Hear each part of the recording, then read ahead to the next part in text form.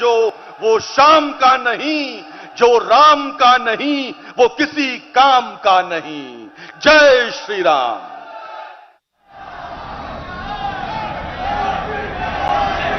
जय सिया राम। जय जय सिया राम। कार्यक्रम में उपस्थित उत्तर प्रदेश की राज्यपाल श्रीमती आनंदीबेन पटेल, यहां के लोकप्रिय कर्मयोगी मुख्यमंत्री योगी आदित्यनाथ जी, सभी पूज्य संतगण, उपस्थित अन्य सभी प्रबुद्धजन, श्रद्धालुगण, देवी और सज्जनों, श्री राम लला के दर्शन और उसके बाद राजा राम का अभिषेक, ये सौभाग्य राम जी की कृपा से ही मिलता है।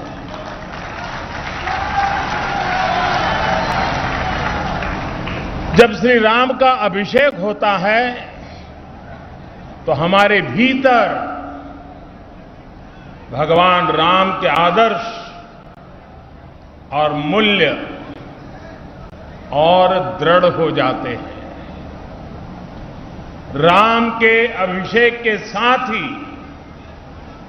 उनका दिखाया पथ और प्रदीप्त हो उठता है। अयोध्या की तो रज रज में, कण कण में उनका दर्शन समाहित है। आज अयोध्या की रामलीलाओं के माध्यम से, सरयू आरती के माध्यम से, दीपोत्सव के माध्यम से और रामायण पर शोध और अनुसंधान के माध्यम से ये दर्शन पूरे विश्व में प्रसारित हो रहा है। मुझे खुशी है कि अयोध्या के लोग, पूरे उत्तर प्रदेश और देश के लोग इस प्रवाह का हिस्सा बन रहे हैं। देश में जन कल्याण की धारा को गति दे रहे हैं। मैं इस अवसर पर आपको, देशवासियों को और विश्व भर में फैले हुए राम भक्तों को भी हार्दिक बधाई देता हूं। मैं प्रभु श्री राम की पावन जन्मभूमि से सभी देशवासियों को आज छोटी दीपावली के पर्व पर कल के दीपावली की भी हार्दिक शुभकामनाएं देता हूं। साथियों, इस बार दीपावली एक ऐसे समय में आई है जब हमने कुछ समय पहले ही आजादी के 75 वर्ष पूरे किए हैं। हम आजादी का अमृत महोत्सव मना रहे हैं। आजादी के इस अमृत काल में भगवान राम जैसी संकल्प शक्ति देश को नई ऊंचाई पर ले जाएगी। भगवान राम ने अपने वचन में, अपने विचारों में, अपने शासन में, अपने प्रशासन में जिन मूल्यों को घड़ा, वो सबका साथ, सबका विकास की प्रेरणा है और सबका विश्वास, सबका प्रयास का आधार भी है। अगले 25 वर्षों में विकसित भारत की आकांक्षा लिए आगे बढ़ रहे हम हिंदुस्तानियों के लिए श्री राम के आदर्श उस प्रकाश स्तंभ की तरह हैं जो हमें कठिन से कठिन लक्ष्यों को हासिल करने का हौसला देंगे। साथियों, इस बार लाल किले से मैंने सभी देशवासियों से पंच प्राणों को आत्मसात करने का आह्वान किया है। इन पंच प्राणों की ऊर्जा जिस एक तत्व से जुड़ी हुई है वो है भारत के नागरिकों का कर्तव्य। आज अयोध्या नगरी में दीपोत्सव के इस पावन अवसर पर हमें अपने इस संकल्प को दोहराना है, श्री राम से जितना सीख सके सीखना है। भगवान राम मर्यादा पुरुषोत्तम कहे जाते हैं। मर्यादा मान रखना भी सिखाती है और मान देना भी सिखाती है। और मर्यादा जिस बोध की आग्रही होती है वो बोध कर्तव्य ही है। हमारे धर्म ग्रंथों में कहा गया है, रामो विग्रहवान धर्मः, अर्थात राम साक्षात धर्म के यानी कर्तव्य के सजीव स्वरूप है। भगवान राम जब जिस भूमिका में रहे उन्होंने कर्तव्यों पर सबसे ज्यादा बल दिया। वो जब राजकुमार थे तो ऋषियों की, उनके आश्रमों और गुरुकुलों की सुरक्षा का कर्तव्य निभाया। राज्याभिषेक के समय श्री राम ने एक आज्ञाकारी बेटे का कर्तव्य निभाया। उन्होंने पिता और परिवार के वचनों को प्राथमिकता देते हुए राज्य के त्याग को, वन जाने को अपना कर्तव्य समझ करके स्वीकार किया।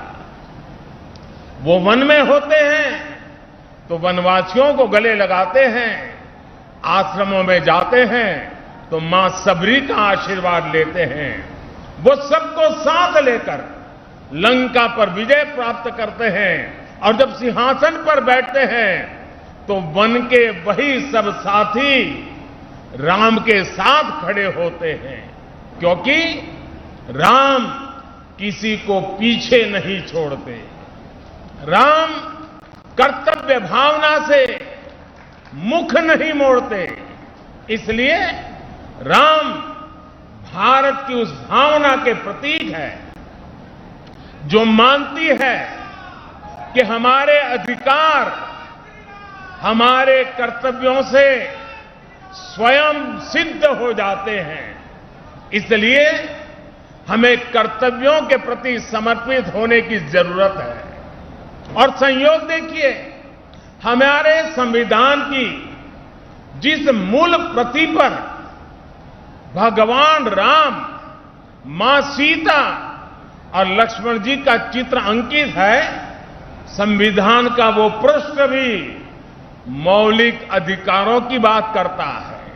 यानी एक और हमारे संविधान अधिकारों की गारंटी, तो साथ ही प्रभु राम के रूप में कर्तव्यों का शाश्वत सांस्कृतिक बोध। इसलिए हम जितना कर्तव्यों के संकल्प को मजबूत करेंगे, राम जैसे राज्य की संकल्पना उतनी ही साकार होती जाएगी। साथियों, आजादी के अमृत काल में देश ने अपनी विरासत पर गर्व और गुलामी की मानसिकता से मुक्ति का आह्वान किया है। ये प्रेरणा भी हमें प्रभु राम से मिलती है। उन्होंने कहा था, जननी जन्मभूमिश्च स्वर्गादपि गरीयसी। यानी वो स्वर्णमयी लंका के सामने भी हीन भावना में नहीं आए, बल्कि उन्होंने कहा कि मां और मातृभूमि स्वर्ग से भी बढ़कर के है।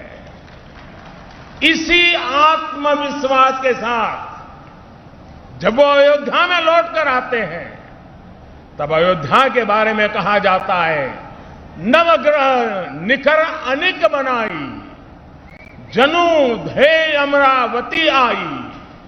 यानी अयोध्या की तुलना स्वर्ग से की गई है।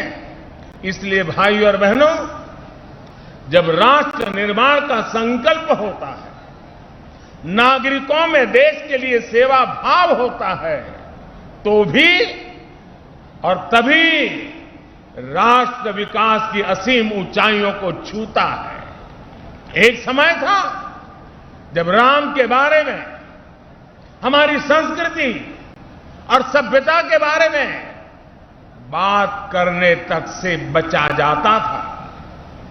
इसी देश में राम के अस्तित्व पर प्रश्न चिन्ह लगाए जाते थे। उसका परिणाम क्या हुआ? हमारे धार्मिक सांस्कृतिक स्थान और नगर पीछे छूटते चले गए। हम यही अयोध्या के रामघाट पर आते थे तो दुर्दशा देखकर मन दुखी हो जाता था। काशी की तंगहाली, वो गंदगी और वो गलियां परेशान कर देती थी। जिन स्थानों को हम अपनी पहचान का, अपने अस्तित्व का प्रतीक मानते थे, जब वही बदहाल थे तो देश के उत्थान का मनोबल अपने आप टूट जाता था। साथियों, बीते 8 वर्षों में देश ने हीन भावना की इन बेड़ियों को तोड़ा है। हमने भारत के तीर्थों के विकास की एक समग्र सोच को सामने रखा है। हमने राम मंदिर और काशी विश्वनाथ धाम से लेकर केदारनाथ और महाकाल महालोक तक घनघोर उपेक्षा के शिकार हमारी आस्था के स्थानों के गौरव को पुनर्जीवित किया है। एक समग्र प्रयास कैसे समग्र विकास का जरिया बन जाता है, आज देश इसका साक्षी है। आज अयोध्या के विकास के लिए हजारों करोड़ रुपए की नई योजनाएं शुरू की गई है। सड़कों का विकास हो रहा है, चौराहों और घाटों का सौंदर्यीकरण हो रहा है, नए इंफ्रास्ट्रक्चर बन रहे हैं। यानी अयोध्या का विकास नए आयाम छू रहा है। अयोध्या रेलवे स्टेशन के साथ साथ वर्ल्ड क्लास एयरपोर्ट का निर्माण भी किया जाएगा। यानी कनेक्टिविटी और अंतर्राष्ट्रीय पर्यटन का लाभ इस पूरे क्षेत्र को मिलेगा। अयोध्या के विकास के साथ साथ रामायण सर्किट के विकास पर भी काम चल रहा है। यानी अयोध्या से जो विकास अभियान शुरू हुआ, उसका विस्तार आसपास के पूरे क्षेत्र में होगा। साथियों, इस सांस्कृतिक विकास के कई सामाजिक और अंतर्राष्ट्रीय आयाम भी हैं। श्रृंगवेरपुर धाम में निषाद राज पार्क का निर्माण किया जा रहा है। यहां भगवान राम और निषाद राज की 51 फीट ऊंची कांच से प्रतिमा बनाई जा रही है। ये प्रतिमा रामायण के उस सर्व समावेशी संदेश को भी जन जन तक पहुंचाएगी, जो हमें समानता और समरसता के लिए संकल्पबद्ध करता है। इसी तरह अयोध्या में ट्विन होम मेमोरियल पार्क का निर्माण किया गया है। ये पार्क भारत और दक्षिण कोरिया अंतर्राष्ट्रीय संबंधों को प्रगाढ़ बनाने के लिए दोनों देशों के सांस्कृतिक रिश्तों को मजबूत करने का एक माध्यम बनेगा। आप कल्पना कर सकते हैं, इस विकास से, पर्यटन की इतनी संभावनाओं से युवाओं के लिए रोजगार के कितने अवसर पैदा होंगे। सरकार ने जो रामायण एक्सप्रेस ट्रेन चलाई है, वो स्पिरिचुअल टूरिज्म की दिशा में एक बेहतरीन शुरुआत है। आज देश में 4 धाम प्रोजेक्ट हो, बुद्ध सर्किट हो या प्रसाद योजना के तहत चल रहे विकास कार्य हो, हमारा यह सांस्कृतिक उत्कर्ष नए भारत के समग्र उत्थान का श्री गणेश है। साथियों, आज अयोध्या नगरी से मेरा पूरे देश के लोगों के लिए एक प्रार्थना भी है, एक नम्र निवेदन भी है। अयोध्या भारत की महान सांस्कृतिक विरासत का प्रतिबिंब है। राम अयोध्या के राजकुमार थे, लेकिन आराध्य वो पूरे देश के हैं। उनकी प्रेरणा, उनकी तप तपस्या, उनका दिखाया मार्ग हर देशवासी के लिए है। भगवान राम के आदर्शों पर चलना हम सभी भारतीयों का कर्तव्य है। उनके आदर्शों को हमें निरंतर जीना है, जीवन में उतारना है और इस आदर्श पथ पर चलते हुए अयोध्या वासियों पर दोहरा दायित्व है। आपकी डबल रिस्पॉन्सिबिलिटी है मेरे अयोध्या के भाइयों बहनों। वो दिन दूर नहीं जब विश्व भर से यहां आने वालों की संख्या अनेक गुना बढ़ जाएगी। जहां कण कण में राम व्याप्त हो, वहां का जन जन कैसा हो, वहां के लोगों का मन कैसा हो, ये भी उतना ही अहम है।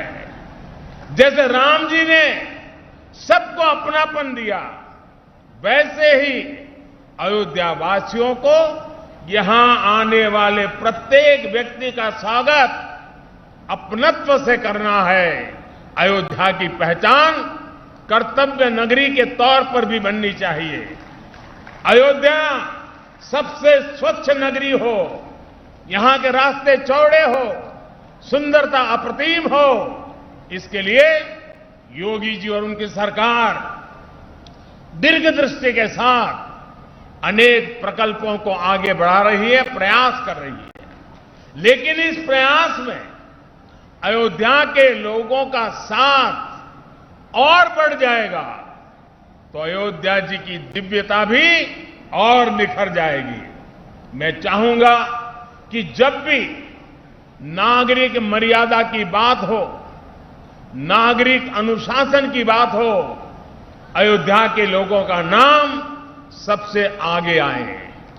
मैं अयोध्या की पुण्य भूमि पर प्रभु श्री राम से यही कामना करता हूं कि देश के जन जन की कर्तव्य शक्ति से भारत का सामर्थ्य शिखर तक पहुंचे। नए भारत का हमारा स्वप्न मानवता के कल्याण का माध्यम बने। इसी कामना के साथ मैं अपनी बात समाप्त करता हूं। एक बार फिर सभी देशवासियों को दीपावली की बहुत बहुत बधाई देता हूं। आप सभी को बहुत बहुत धन्यवाद। बोलो सियावर रामचंद्र की, सियावर रामचंद्र की, सियावर रामचंद्र की। धन्यवाद जी। धन्यवाद माननीय प्रधानमंत्री महोदय, आपका बहुत बहुत धन्यवाद। दीपोत्सव के अवसर पर आप यहां पर पधारे और इसके पश्चात माननीय प्रधानमंत्री महोदय राम की पैड़ी की ओर प्रस्थान करेंगे। आप सभी अपने स्थान पर बैठे रहें, यहां कार्यक्रम अनवरत जारी रहेंगे। कृपया अपना स्थान आप सब न छोड़ें और राम की पैड़ी पर जो विशेष आयोजन है वो आपको यहीं लाइव टेलीकास्ट दिखाया जाएगा।